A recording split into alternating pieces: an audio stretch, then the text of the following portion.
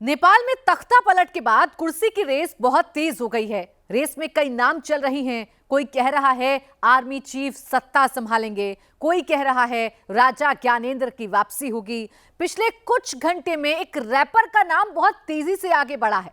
Gen Z को भी wrapper के नाम से कोई दिक्कत नहीं। ये रैपर कौन है जो नेपाल में अगली सरकार चलाने की रेस में सबसे आगे है? इनका क्या टशन है जिसके लाखों लोग दीवाने हैं? एक एक डिटेल इस रिपोर्ट में देखिए।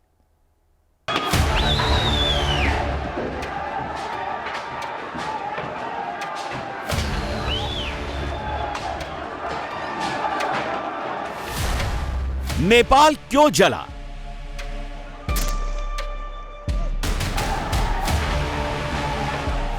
इक्कीस मौतों का जिम्मेदार कौन?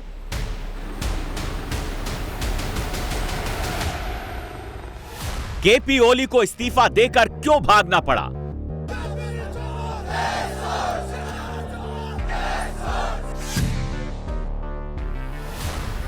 नेपाल का आगे क्या होगा?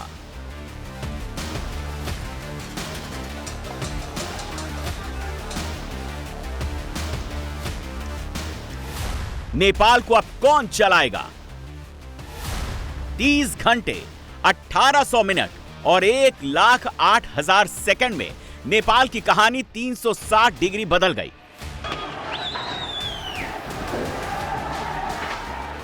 आठ सितंबर को सुबह 9 बजे से 9 सितंबर दोपहर 2:15 बजे तक नेपाल में ओली सरकार की कहानी खत्म हो गई।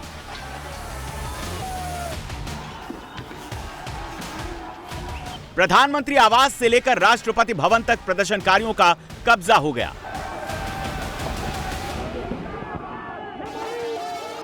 प्रधानमंत्री ओली समेत सरकार में शामिल रहे आधा दर्जन मंत्रियों के घर फूंक दिए गए।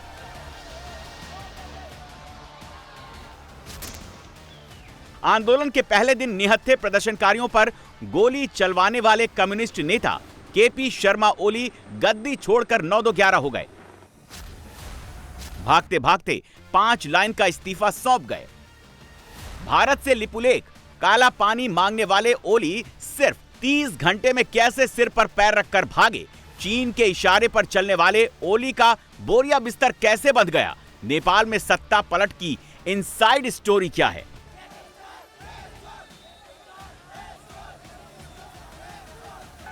पच्चीस अगस्त को ओली सरकार ने सभी सोशल मीडिया ऑपरेटर्स को 7 दिन में पंजीकरण कराने का निर्देश जारी किया। 4 सितंबर की तारीख को नेपाल की सरकार ने 26 सोशल मीडिया प्लेटफॉर्म्स पर बैन लगा दिया। चीन के सोशल मीडिया प्लेटफॉर्म टिकटॉक पर बैन नहीं लगाया गया। जेनजी ने टिकटॉक को ही ओली सरकार के खिलाफ आंदोलन का हथियार बनाया। टिकटॉक पर आंदोलनकारियों ने नेपो बेबी ट्रेंड करवाया।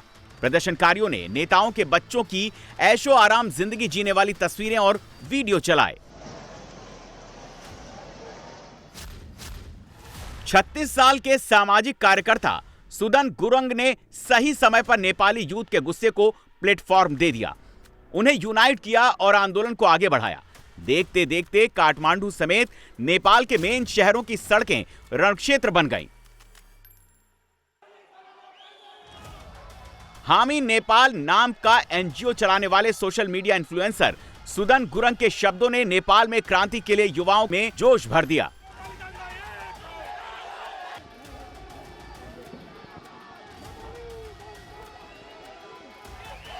ये हमारा समय है, ये हमारी लड़ाई है, ये आंदोलन न्याय के लिए है, ये आंदोलन हमारे भविष्य के लिए है। सुदन गुरुंग ने एनजीओ की शुरुआत 2015 में की थी। इसका रजिस्ट्रेशन 2020 में करवाया। आपदा राहत सेवाओं में काम करके लोगों के बीच अपनी पहचान बनाई। अंतरराष्ट्रीय संगठनों से फंडिंग हासिल की। 26 सोशल मीडिया प्लेटफॉर्म तो सिर्फ आक्रोश दिखाने का बहाना था। जेनजी पीढ़ी का गुस्सा ओली सरकार के करप्शन के खिलाफ था। नेपाल में जेनजी जनरेशन वो है जो 1997 से 2012 के बीच पैदा हुई, जो सोशल मीडिया से कमाई भी करती है और मोबाइल पर पढ़ाई भी करती है। इसकी ताकत को दबाने की कोशिश केपी शर्मा ओली के पतन का कारण बनी। लोगों को मिस इन्फॉर्मेशन क्या हो रही है कि ये सोशल मीडिया के लिए प्रोटेस्ट हो रहा है। That is not true. ये सोशल मीडिया का प्रोटेस्ट नहीं है। ये आपको सीधा सीधा करप्शन के विरोध में है। गवर्नमेंट को झकझकाना चाह रहे हैं बच्चे, क्योंकि सोशल मीडिया क्या हो गया, ये बच्चे जब पैदा हुए तब से ये सोशल मीडिया में बड़े हुए बच्चे हैं। इन लोगों ने, जब ये बच्चे खाना नहीं खाते थे तो इनको यूट्यूब दिखा के खाना खिलाया जाता है। वो बच्चे हैं और उनकी जबान दबाई जा रही है, उनके शब्दों को दबाया जा रहा है। ये इस तरह से आप इसको लीजिए कि प्लीज इसको सोशल मीडिया का प्रोटेस्ट मत बोलिए। सोशल मीडिया में फ्रीडम का प्रोटेस्ट है, ये फ्रीडम ऑफ स्पीच का प्रोटेस्ट है और ये करप्शन के विरोध में है। सबसे इंपॉर्टेंट बात ये। नेपाल में ओली सरकार के पतन के बाद अब सत्ता कौन संभालेगा? रेस में सबसे आगे नेपाल के आर्मी चीफ अशोक राज सिगदेल का नाम है। इन्होंने केपी शर्मा ओली को इस्तीफा देने की सलाह दी थी। आर्मी चीफ अशोक राज सिगदेल 58 साल के हैं। उन्होंने 9 सितंबर 2024 को नेपाल के सेना अध्यक्ष की कुर्सी संभाली थी। सितंबर 2027 तक उनका कार्यकाल है। अशोक राज सिगदेल नेपाल के रूपंदेही जिले के हैं। उन्होंने नेपाल की त्रिभुवन यूनिवर्सिटी से स्ट्रेटेजिक स्टडीज में पीजी की है। National defence university of China से भी पढ़ाई की है। नेपाल के आर्मी चीफ सिगदेल का भारत से अच्छा रिश्ता है। पिछले साल 12 दिसंबर को उन्होंने भारत का दौरा किया था। राष्ट्रपति द्रौपदी मुर्मू ने उन्हें भारतीय सेना के जनरल के मानद रैंक से सम्मानित किया था। नेपाल में सत्ता की रेस में दूसरा नाम काठमांडू के मेयर बालेन्द्र शाह का है, जो 34 साल के हैं। बालेन्द्र शाह नेपाल में बालन शाह के नाम से लोकप्रिय हैं। आंदोलनकारी भी उन्हें पसंद करते हैं। नेपाल के युवाओं यानी जेनजी के बीच बालेन्द्र शाह की लोकप्रियता शिखर पर है। बालेन्द्र शाह शुरू से ही जेनजी आंदोलन का चेहरा बने हुए हैं। सोशल मीडिया पर बालेन्द्र शाह जब भी कुछ लिखते हैं वो ट्रेंड करने लगता है। एक तस्वीर सोशल मीडिया में तेजी से वायरल हो रही है, जिसमें जेनजी आंदोलनकारियों ने बालेन्द्र शाह से अपील की कि वो नेपाल में आने वाली नई सरकार में अंतरिम प्रधानमंत्री का पद संभालें। केपी शर्मा ओली के इस्तीफे के बाद बालेन्द्र शाह ने ट्वीट कर कहा, जेनजी आपके हत्यारे का इस्तीफा आ चुका है, अब नई पीढ़ी को देश की लीडरशिप संभालनी होगी। जेनजी आंदोलन को धार देने वाले बालेन्द्र शाह और प्रधानमंत्री के पद से इस्तीफा देकर भाग चुके केपी शर्मा ओली के बीच टकराव वेतन को लेकर शुरू हुआ। ओली सरकार ने काठमांडू मेट्रोपॉलिटन के 3500 कर्मचारियों का वेतन रोक दिया। बालेन्द्र शाह ने इसी के बाद गुस्से में वेतन रोकने वालों के टुकड़े टुकड़े करने की धमकी भी दी। फिलहाल इस लड़ाई में बालेन्द्र शाह की जीत हुई और केपी शर्मा ओली की हार हुई। बालेन्द्र ने आरोप लगाया कि करप्शन के खिलाफ हल्ला बोल की वजह से ओली ने उनके कर्मचारियों का वेतन रोका था। इस लड़ाई में जेनजी ने उनका पूरा साथ दिया। अब वही जेनजी उन्हें अंतरिम सरकार का प्रधानमंत्री देखना चाहती है। No corruption, end of corruption और मेनली फ्रीडम ऑफ स्पीच। और ये सोशल मीडिया का जो इश्यू अभी लोग उछाल रहे हैं, actually social media major agenda नहीं है। मेन एजेंडा तो करप्शन के खिलाफ था। बालेन्द्र शाह ने अपने करियर की शुरुआत एक सिविल इंजीनियर के तौर पर की थी, फिर रैपर के तौर पर अपनी किस्मत आजमाई। उसके बाद राजनीति में कदम रखा और काठमांडू के मेयर बन गए। उनकी शोहरत का अंदाजा इस बात से लगा सकते हैं कि टाइम मैगजीन ने उन्हें 2023 में दुनिया की टॉप 100 शख्सियतों में शुमार किया था। नेपाल में अंतरिम सरकार बनने की खबरों के बाद बालेन्द्र शाह के रैप सॉन्ग्स फिर सोशल मीडिया में छाने लगे हैं। बालेन्द्र शाह के सोशल मीडिया में 38 लाख से ज्यादा फॉलोअर्स हैं। उनके रैप सॉन्ग के मिलियंस में व्यूज आते रहे हैं। प्रधानमंत्री ओली के बाद नेपाल के राष्ट्रपति रामचंद्र पौडेल ने भी इस्तीफा दे दिया। अब नई सरकार का आना तय है। रास्ता खाली कर, ये देश पर सिर्फ ये झंडे का राज है, किसी के बाप का नहीं। जनता आती है, रास्ता खाली कर रामचंद्र। रामचंद्र रास्ता खाली कर, जनता आती है। बस यही एक नारा है, आज सिद्ध करेंगे।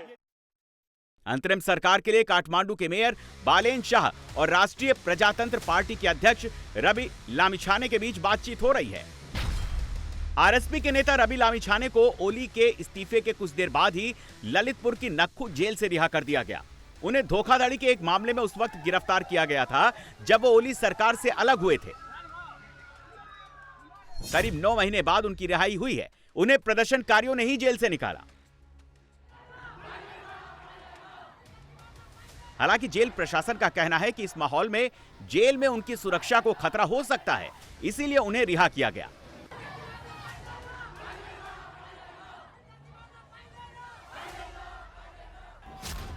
नेपाल में संसद भंग की जा सकती है और अंतरिम सरकार की देखरेख में नए चुनाव कराए जा सकते हैं।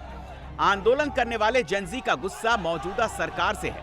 ऐसे में कोई भी राजनीतिक दल नया गठबंधन बनाकर नई सरकार बनाने का खतरा मोल नहीं लेना चाहेगा।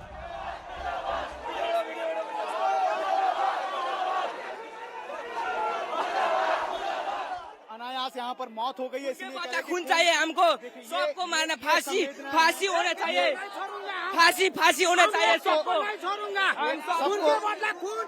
सबको फांसी होनी नहीं चाहिए। पता है युवा की पावर इनको नहीं पता है। युवा का पावर क्या है लोगों को नहीं पता है। युवा को पावर चाहिए। हमारा देश के संविधान में कानून में फांसी की सजा नहीं है, लेकिन हमारे बच्चों को जिस तरह इन्होंने गोली मार के गिराया है, मैंने खुद देखा है, इनको भी उसी तरह गोली मार देना चाहिए। एक नहीं 100 बुलेट से इनको मारना चाहिए। ये खत्म होगा। ये गुस्सा है, ये आक्रोश है यहाँ पर युवा जो काठमांडू की 3 इमारतों संसद भवन, सिंह दरबार और सर्वोच्च न्यायालय पर प्रदर्शनकारियों का कब्जा है। सिंह दरबार वो जगह है जहां मंत्रियों के दफ्तर हैं। तमाम इमारतों में आग लगा दी गई है। जेनजी ने एक चिट्ठी जारी कर प्रदर्शनकारियों से शांत रहने और सार्वजनिक संपत्ति को नुकसान न पहुंचाने की अपील की है।